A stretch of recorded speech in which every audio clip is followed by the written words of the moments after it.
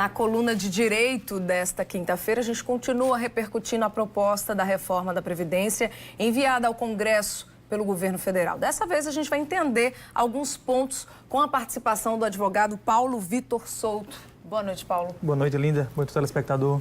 Queria primeiro que você explicasse aí como é que funciona a validade dessa proposta de reforma.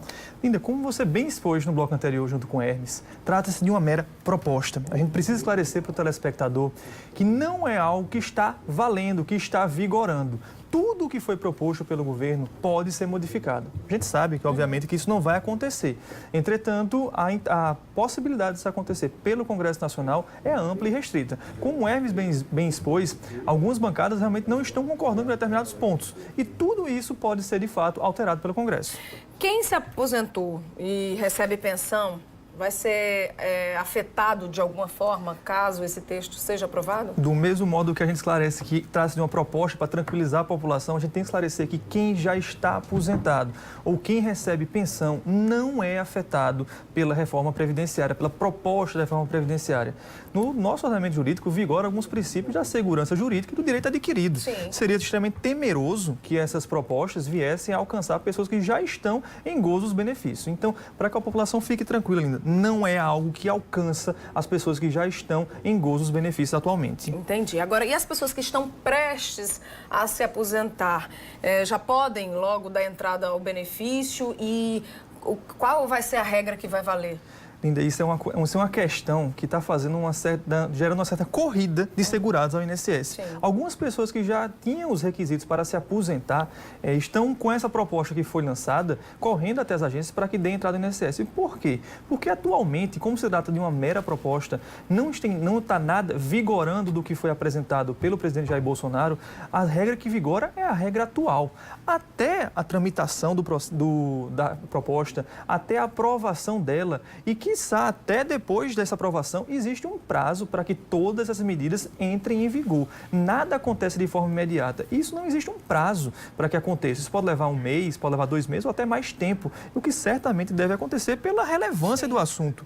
Então, assim, para que o pessoal fique tranquilo, também quem der entrada nesses benefícios atualmente, a regra que vigora é essa que está no momento atual e não a proposta que foi enviada ao Congresso. Agora, acho que boa parte das pessoas está com essa curiosidade, né? Quais são as principais mudanças dessa proposta de reforma e o que é que pode mudar caso ela seja aprovada? Linda, esse assunto em si, a gente tem pauta para inúmeras colunas. Sim. A gente é impossível que se esgote num determinado entrevista, uma única entrevista. Então, assim, a gente tem intenção de trazer de forma muito mais ampla e restrita. Em detalhes, várias dessas propostas. Mas hoje a gente trouxe algumas das principais, que mais repercutem e que afetam a grande maioria dos trabalhadores. A gente preparou um material que vai ser apresentado Sim. em telas para que realmente o telespectador fique mais claro e dessa forma tenha ciência do que vai acontecer.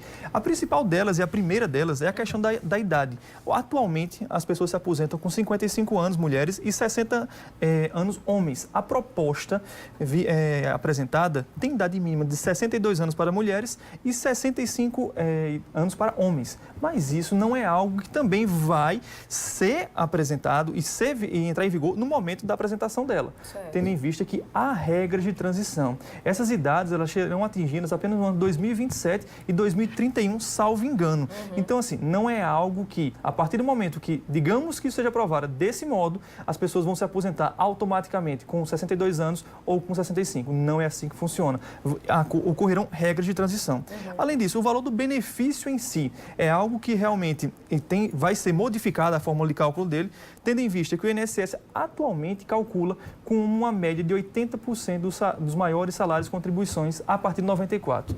A proposta apresentada, ela tem o objetivo de fazer com que haja uma média de 100% do salário de contribuição desde 94, o que faz com que haja um decréscimo do valor do benefício do segurado, porque com a regra atual há uma desconsideração das menores contribuições. A partir do momento que você vai utilizar a média de 100% do salário de benefício, do salário de contribuição, você vai ter uma redução desse valor. Além disso, temos a questão do tempo de contribuição, que atualmente tempo mínimo para se aposentar com a idade mínima é de 15 anos. A proposta, ela também tem uma regra nova em relação à idade mínima, que é o tempo de 20 anos de contribuição. Mas também o telespectador tem que ficar tranquilo, porque não é a partir do momento que essa nova regra entrar em vigor que será 20 anos automaticamente. Haverá a regra de transição e vai aumentar ao longo dos anos, fazendo com que chegue a um determinado momento que tenha o tempo mínimo de 20 anos. Além disso, os benefícios de prestação continuada, que são os benefícios pagos às pessoas que não contribuem. Sim. O amparo assistencial ao idoso, o amparo assistencial ao deficiente. Esses benefícios, atualmente, quando a pessoa não contribui, você tem um salário mínimo garantido desde que tenha uma renda inferior a 1/4 do salário mínimo. Isso permanecerá existindo para os deficientes com o valor de um salário mínimo, mas para os idosos, a partir de 60 anos, será devido o valor de R$ 400, chegando ao salário mínimo ao final, quando atingir os 70 anos de idade. Então, assim, vai haver uma evolução desse valor ao longo dos anos. Além dessa questão do benefício de prestação continuada, temos outras mudanças, como a questão do próprio abono do PIS, que atualmente é um valor que é pago às pessoas que recebem até 2 salários mínimos ao ano.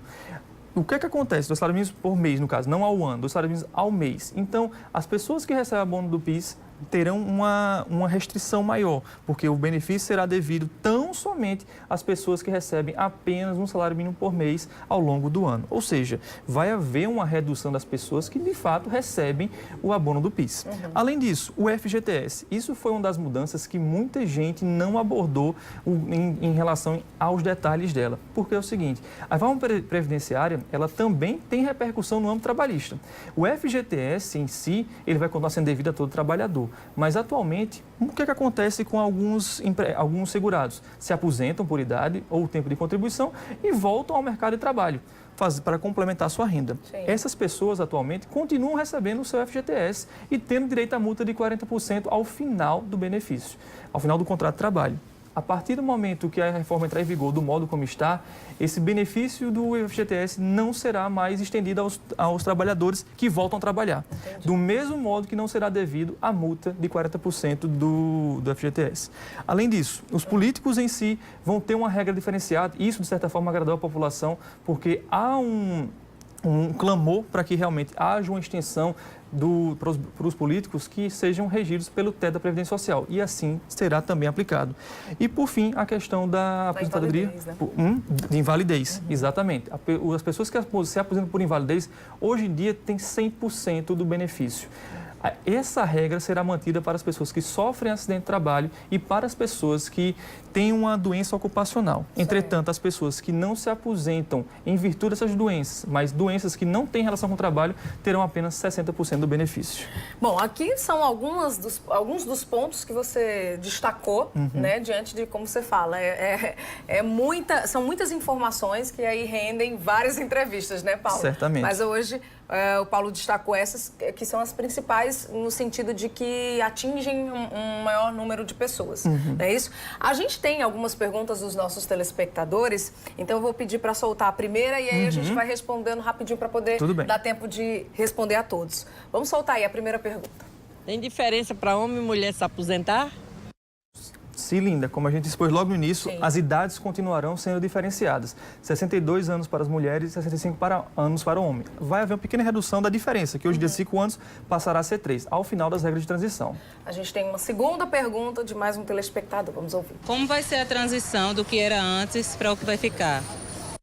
Tem um prazo aí, eu acho exatamente. que eu quero saber, né? As regras de transições, elas são as mais vastas possíveis. E eu recomendo, inclusive, que a gente tenha uma coluna só para a regra de transição, tendo em vista a complexidade dessas regras. Mas para adiantar para o telespectador algumas delas, é a questão do tempo que você vai ter que contribuir, é a questão do prazo que você está para se aposentar, ou seja, a partir de 2 anos você poderá se aposentar por tempo de contribuição, o que não vai acontecer mais com outros segurados. Mas existem várias regras nesse sentido. Nós temos uma terceira pergunta, a última, vamos ver. Muda alguma coisa para alguém que vai se aposentar por motivo de doença? Como é que vai ficar? Como a gente já adiantou, Linda, é a questão da aposentadoria por invalidez. Sim. E de fato muda. O benefício será de 60% e não de 100%, via de regra. Mas se a pessoa se aposentar nos casos de auxílio, de doença ocupacional ou acidente de trabalho, terá o benefício no valor de 100%. Muito bem. Essa vai ser pauta para outras entrevistas, combinado? Perfeito, Linda. Obrigado a você mais uma vez e obrigado ao telespectador. Espero você outra oportunidade para a gente continuar conversando sobre esse projeto aí de reforma previdenciária. Perfeito. Obrigada. Até mais. Boa noite para você.